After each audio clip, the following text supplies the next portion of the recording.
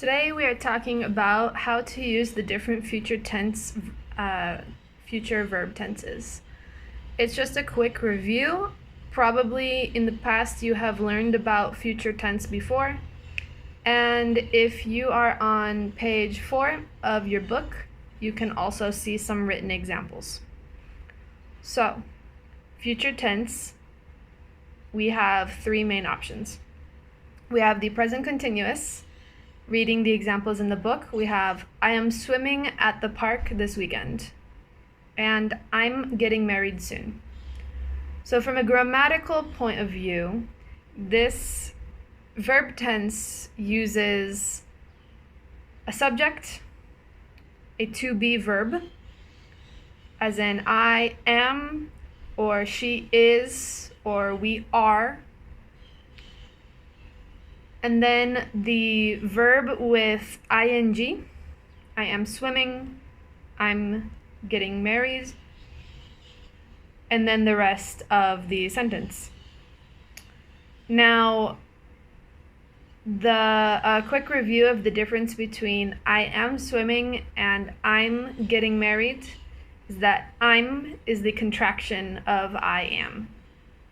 Same as she is becomes she's, you are becomes your, etc., etc.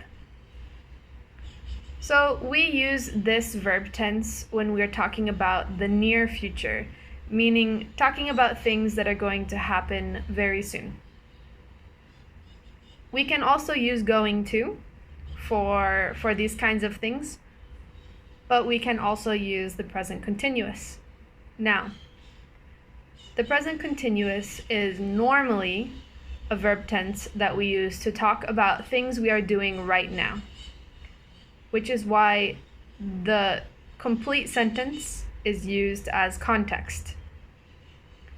I am swimming right now would mean I'm physically in this moment swimming. Based on the context, I'm swimming at the park this weekend, you can see that we're clearly talking about the future, not this moment. Same as I'm getting married soon. If I say I'm getting married, it's kind of ambiguous. Maybe it's the future, maybe it's like I'm in the church or I'm in the event getting married in this moment. But when you say soon, it means that in the near future, whether later that day or in the next couple weeks or next couple months, however you define near future. It's not a hard science. Okay, you can also use going to for the near future, but generally I like to talk about going to as what we use for things that are certain plans, certain things we know we are going to do. The examples are, I'm going to the beach next week, and I'm going to plant flowers in the spring. Okay? The grammar side of this is going to be same in subject, a to be, and going in ing. So it's very similar structure to present continuous. It is actually present continuous, specifically with go.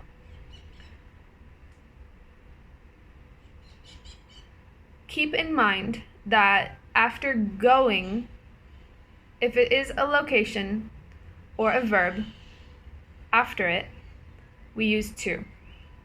In the first example, I'm going to the beach. Going to the beach is going to a location, so we use to. I'm going to plant flowers. Plant is a verb, it's an action. So we're going to use to as well. Going to plant flowers. Going to the beach is very similar to Spanish. Voy a la playa. To in this case is like a. I'm going to plant flowers is not the same translation in Spanish. This is like combining an infinitive with your action verb. The action verb is am going. To plant is the infinitive. We can't have to conjugated verbs one right after each other, we need to have at least one of those verbs in either an ing or an infinitive verb form most of the time. So because going is conjugated, to plant flowers is going to be infinitive. And to plant is the infinitive form of plant. Just like you would say caminar. Caminar, the ar is the infinitive. Correr, is the infinitive. In English, we use to. Okay, so these are for things that we know is going to happen. If I say I'm going to the beach next week, there's no question. There's no maybe or I'm thinking about it. That's the plan. I'm going to the beach next week. Or I'm going to plant flowers in the spring. I know I'm going to do it. I probably always do it. Or at least it's something that I had thought about for a while. Okay. Some other examples. I'm going to review the homework after I make this video. That's something that I'm planning on doing. Something that I've thought about doing. It's in my list. It's in my schedule. I'm going to do it. Now, what about when things are not certain, when they're not a plan? That's when we use will. Will is more complicated than going to. Going to is pretty straightforward. Will, there's a couple different nuances to it, a couple different ways to use it. But the way I'm talking about right now is for uncertain things and spontaneous decisions. And that's why we're going to combine it with guess, I guess, or maybe, perhaps, and words like this that make it clear that we're not really sure about it. It's not 100% sure of a plan. For example, I guess I'll eat some tomato soup for lunch. I'll is the contraction for I will. For these uncertain sentences with will, we often use the contraction. The reason for this is when you use a word will, the word will, straight like that, it doesn't sound like an uncertain thing. It sounds like it's something that you really want to do. So it's a different thing. For this meaning, we say, I guess I'll eat some tomato soup for lunch. Maybe I'll eat a sandwich. Maybe I'll order Uber Eats. But I think I'll eat some tomato soup for lunch. For example, in my tone of voice, you can also tell I'm not really sure about it. Maybe I'll have a party for my birthday, or maybe not. Right now, a lot of people are not having parties for their birthday because of coronavirus. In this sentence, I included the maybe not, right? Because it's maybe, maybe not. It's like a 50-50 chance or something like that. And again, I'll is the contraction.